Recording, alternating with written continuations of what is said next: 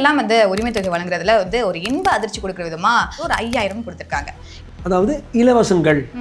இன்னொரு பக்கம் நலத்திட்டங்கள், வெல்ஃபேர். எப்போவுமே வெல்ஃபேர் அண்ட் இலவசங்கள் 1.2 கோடி குடும்பங்களுக்கு, பெண்களுக்கு. சிஸ்டர், அந்த 5000 ரூபா வச்சுக்கிட்டு அவங்களால ஒரு பிஸ்னஸ் ஸ்டார்ட் பண்ண முடியுமா? ஒரு ரியல் எஸ்டேட் இது பண்ண முடியுமா? அம்பேத்கர் ஐயா சொன்ன சமூக ப்ளஸ் அரசியல் ப்ளஸ் பொருளாதார நீதியில் நம்ம வறுமை கோட்டு கீழே இருக்கிற எக்கனாமிக்கலி வீக்கர் செக்ஷன்ஸுக்கு கொடுங்க. உங்களுக்கு தான் இடபிள்யூஎஸ்ல பிலீஃபே இல்லையே. ஒருத்தருக்கு மிஸ் ஆனா டேட்டா, 90 லட்சம் பெண்களுக்கு மிஸ் ஆனா டேட்டாவா? திமுக அரசு வந்தா மாதந்தோறும் 2000 ரூபாய், 1000 ரூபாய் இருக்காது, நீங்க 2000 ரூபாய் திமுக அரசு வந்தான்ற ஒரு கோட்டுமே அவங்க யூஸ் பண்றாங்க. நீங்க கொடுக்க வேண்டியது ஜனவரில இருந்து 1000 3000 கொடுக்குறது. ஒரு வருஷத்துக்கு முன்னால நான் உனக்கு 10,000 ரூபாய் கொடுக்குறேன், ஒரு வருஷத்துக்கு நான் வந்து வெயிட் பண்ணி பார்ப்பேன்.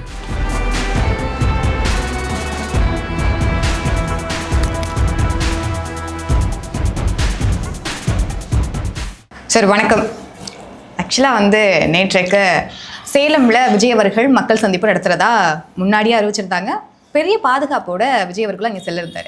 ஆனால் அந்த டைமில் திமுக அரசு முக ஸ்டாலின் அவர்கள் என்ன பண்ணுறாங்கன்னா, பெண்களுக்கெல்லாம் வந்து உரிமை தொகை வழங்குறதுல வந்து ஒரு இன்ப அதிர்ச்சி கொடுக்குற விதமாக 2 மந்த்ஸ்க்கான அமௌண்ட்டையும் சேர்த்து கோடைக்கான சலுகைன்னு சொல்லிட்டு அந்த ஒரு அமௌண்ட்டையும் சேர்த்து ஒரு 5000 கொடுத்துருக்காங்க. இதுக்கு பல தரப்புலேருந்து விமர்சனங்களும் வந்தாலும் கூட பெண்கள் இதை வரவேற்று தான் கொண்டாடுறாங்க. ஆனால் ஒரு 5000 அப்படின்றது ஒரு கவர்மெண்ட் நிதியிலேருந்து போகிற பட்சத்தில், ஒரே அமௌண்ட் 1 மந்த்லேயே வந்து போகிற பட்சத்தில் இது எந்த மாதிரியான பாதிப்புகளை ஏற்படுத்தும்னு நினைக்கிறீங்க? ஸோ இது பல கோணங்கள்ல இருந்து பார்க்கலாம். அது நீங்கள் டீட்டெயிலாக படிக்கணும்னா எக்கனாமிக்ஸ், பொருளாதாரவியலில் வந்து ரொம்ப அடிப்படையான ஒரு நூல்னா ஆடம் ஸ்மித்னு ஒரு எழுதியிருக்காரு, வெல்த் ஆஃப் நேஷன்ஸ், நாடுகளின் சொத்துக்கள். ஒரு நாட்டோட சொத்து வந்து அது எப்படி இயக்கணும், இது வந்து இதுக்கு பேர் என்டைட்டில்மெண்ட் எக்கனாமிக்ஸ். வா வா வா வாங்கிக்கோ. அதாவது இலவசங்கள்.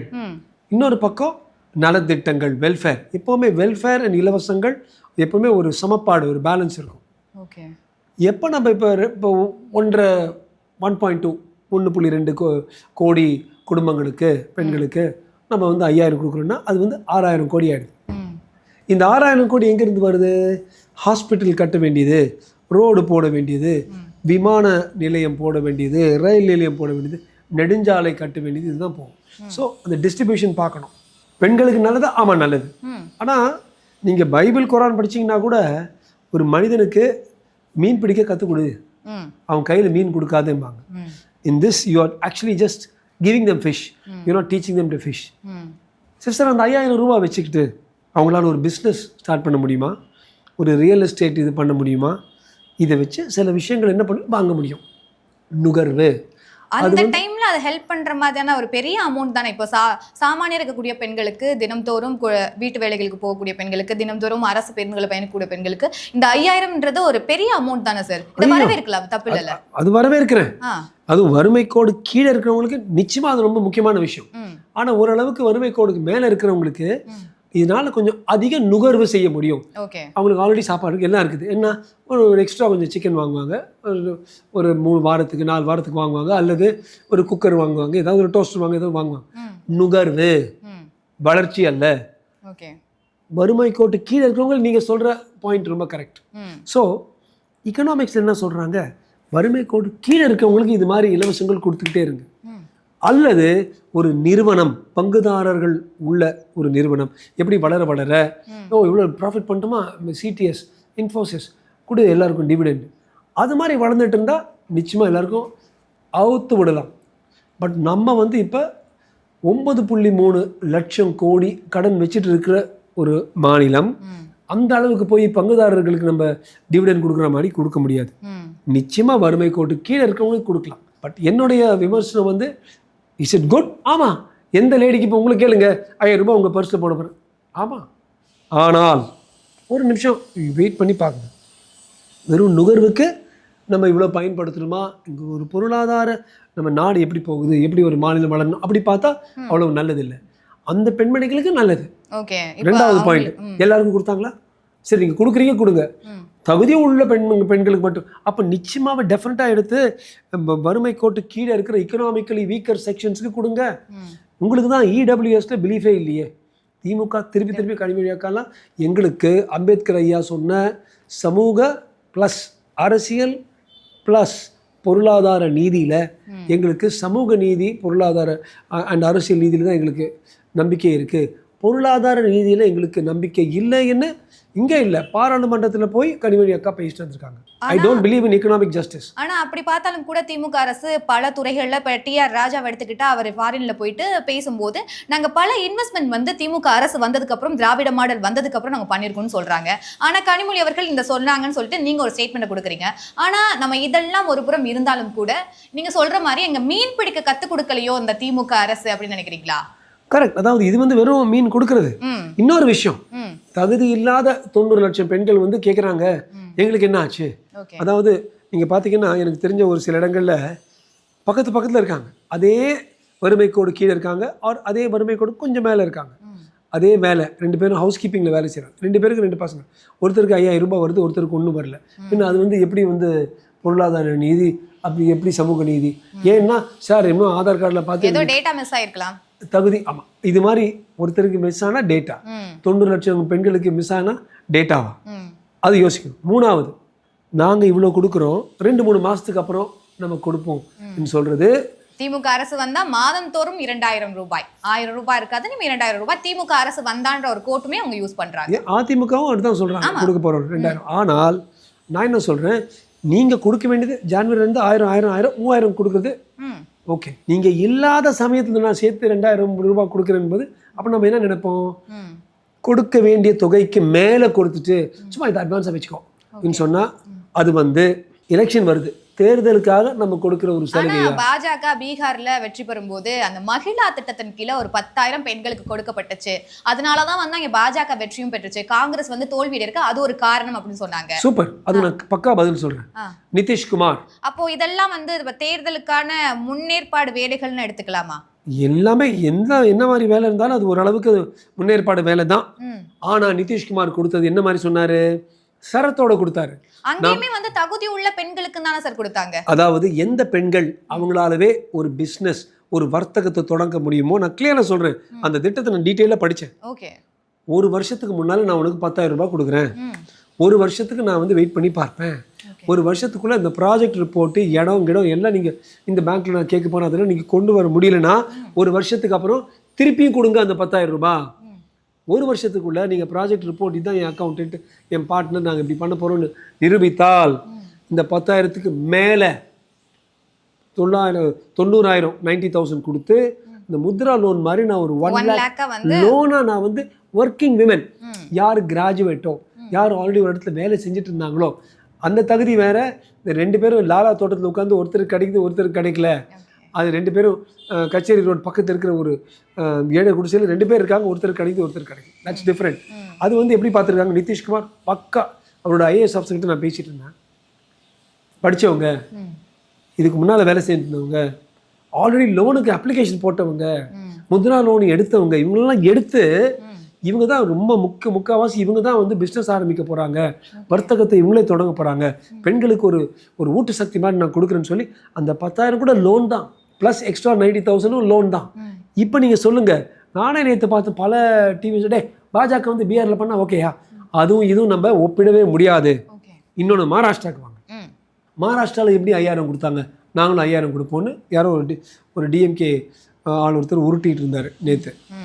ஹலோ, அவங்க வந்து லக்பதி தீதி, அதாவது எங்கள் அக்காலும் பணக்காரி அக்கா லக்பதி தீதி என்கிற ஒரு திட்டத்தில், ஒரு வருஷத்துக்கு முன்னால் தொடங்கிய திட்டத்தில் 6-7 மாதங்களுக்கு முன்னால் கொடுத்த ஒரு முன்பணத்தில் அந்த கடைசி தவணை, அந்த இன்ஸ்டால்மெண்ட் இருந்துச்சு.